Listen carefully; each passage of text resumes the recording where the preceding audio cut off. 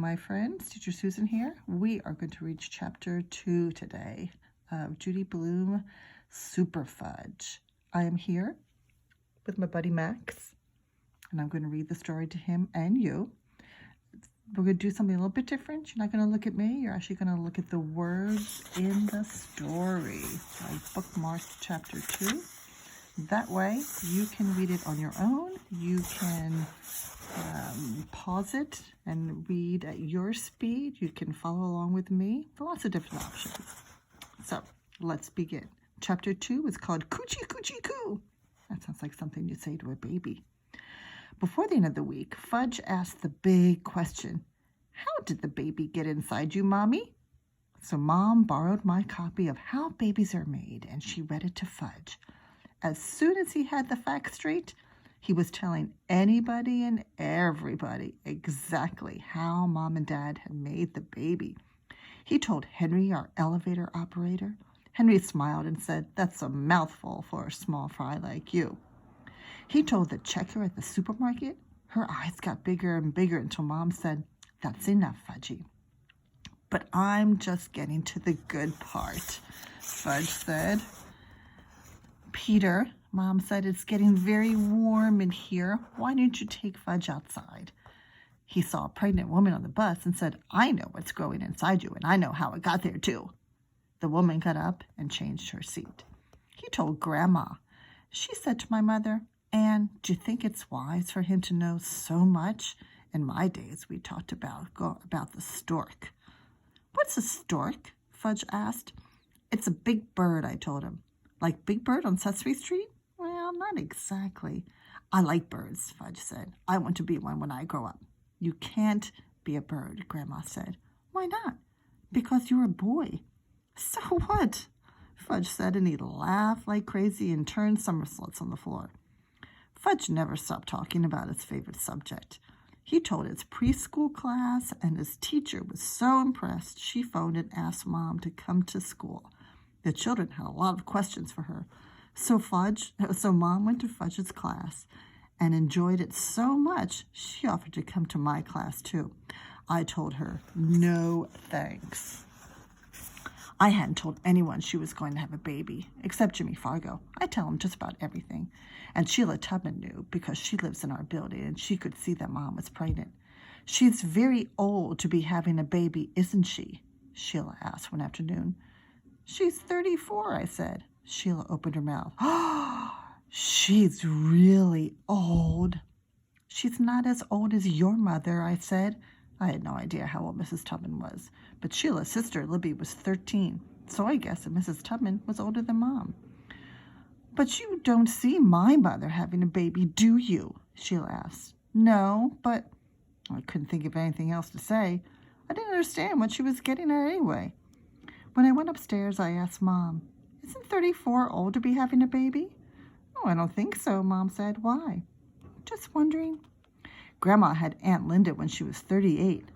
Oh, so my mother wasn't the oldest woman in the world to be having a baby. And Sheila didn't know what she was talking about, as usual. On February 26th, wait, let me see if I can fix this page a little bit. Sorry.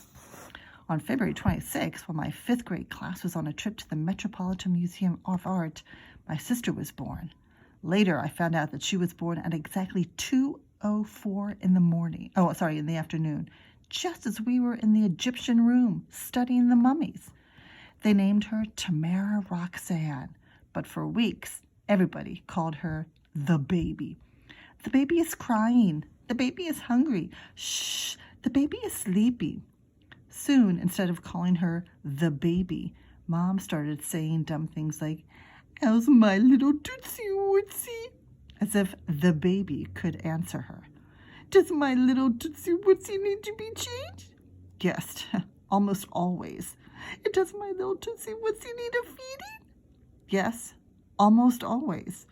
And Mom's little Tootsie Wootsie never slept more than 2 hours at a time. Every night, I'd wake up to her howls. Turtle, who slept at the foot of my bed, woke up too. Then he'd howl along with her. A regular duet.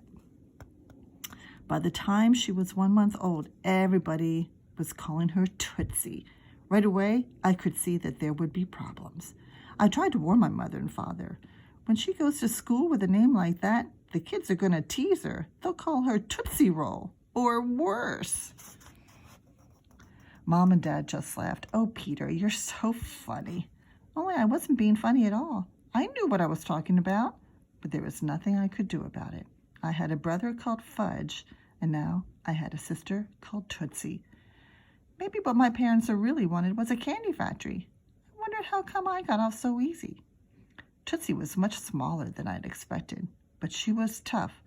I found that out when Fudgy tried to pull off her toes.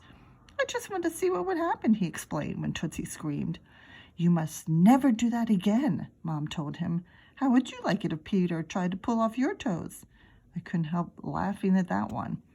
Peter knows my toes don't come off, Fudge said. Well, neither do Tootsie's, Mom said. One afternoon when I came home from school, Tootsie wasn't in her crib. I figured Mom was feeding her, so I went to the bedroom to say hello. Mom was lying on her bed with her hands over her eyes. Hi, I said. Where's Tootsie? In her crib. Asleep, Mom muttered. Oh, she's not. Uh-oh.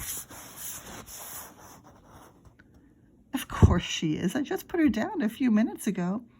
I looked in her crib, and I'm telling you, she's not there. Mom took her hands away from her face. What are you saying, Peter? Mom, Tootsie's not in her crib. That's all I'm saying. Mom jumped up. Then where is she? We both ran down the hall and into the area where we used to eat. Mom looked into the crib, but Tootsie wasn't there. Oh, no, Mom cried. She's been kidnapped. Who'd won her? As soon as I said it, I was sorry. Call the police, Peter, Mom said. No, wait. Call Dad first. Nope. No, call the police.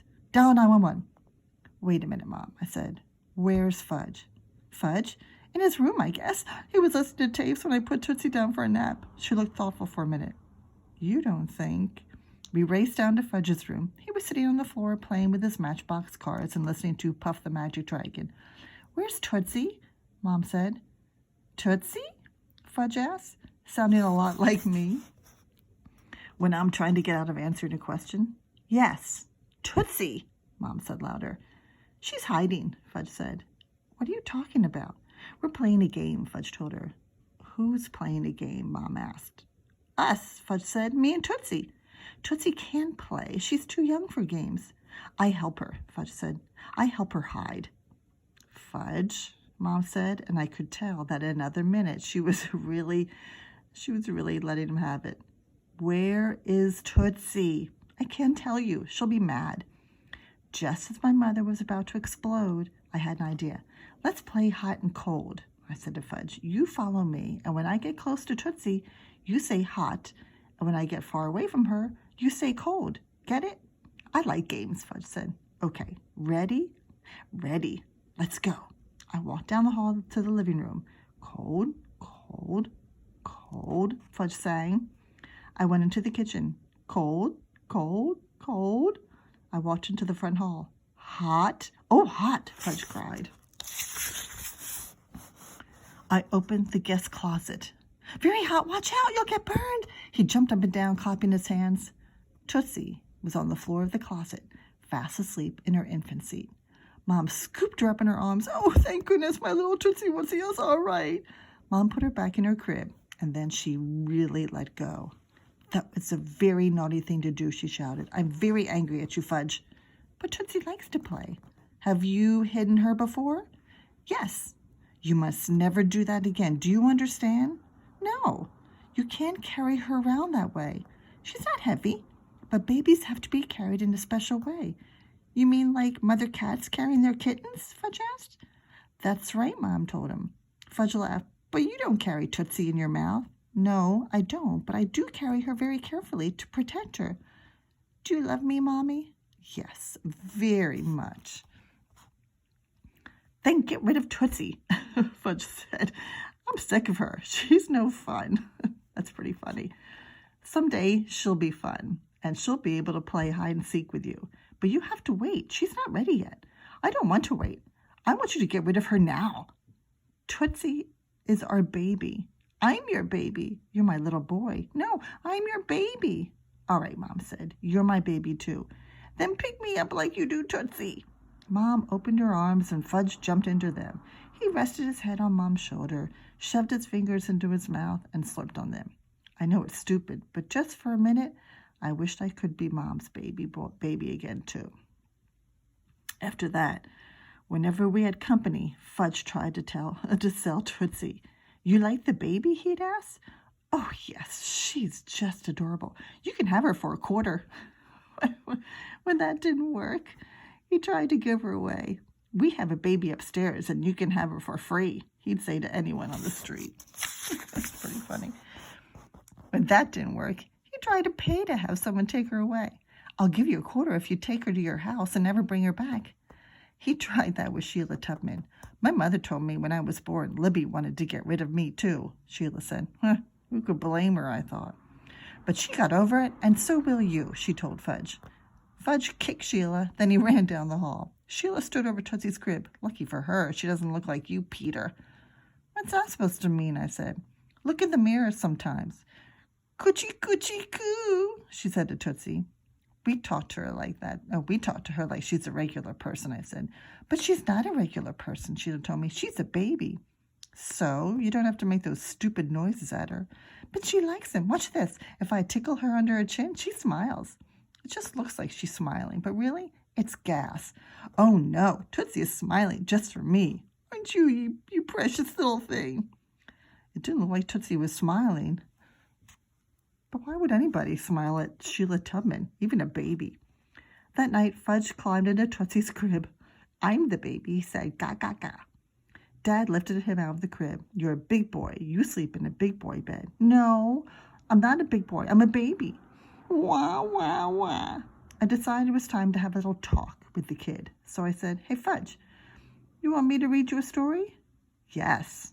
Okay, get into bed and I'll be right there. I brushed my teeth and put on my pajamas.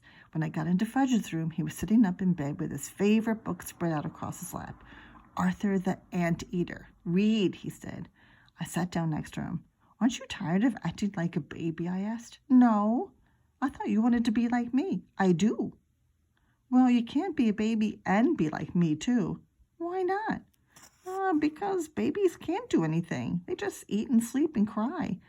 They aren't even interesting. Then why does everybody think Tootsie's so great? That's a good question. Because she's new.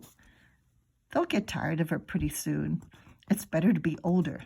Why? We get more privileges. What's privileges? It means we get to do things she can't do. Like what?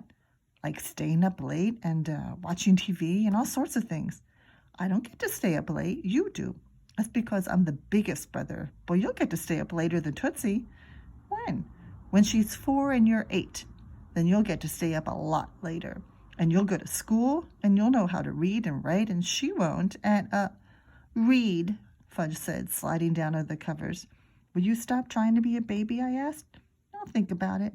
Well, that's better than nothing, I said. Fudge fell asleep before I'd finished the book. I pulled up his covers and turned out his light. Then I went to the bathroom, and I studied myself in the mirror. What was Sheila Tubman talking about? I looked the same as always. Why did she think Tootsie was lucky not to look like me? Unless it was my ears. Lately, they seemed too big. I tried holding them flat against the side of my head. Not bad, I thought. Maybe I could tape them back every morning before school. But that would be a lot of trouble. If I grew my hair longer, I could hide them. Yeah, that's what I'll do. Grow my hair until it covered my ears. I yawned. When I yawned while I'm looking in the mirror, I can see my tonsils.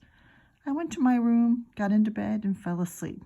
Who cared what Sheila Tubman thought anyway?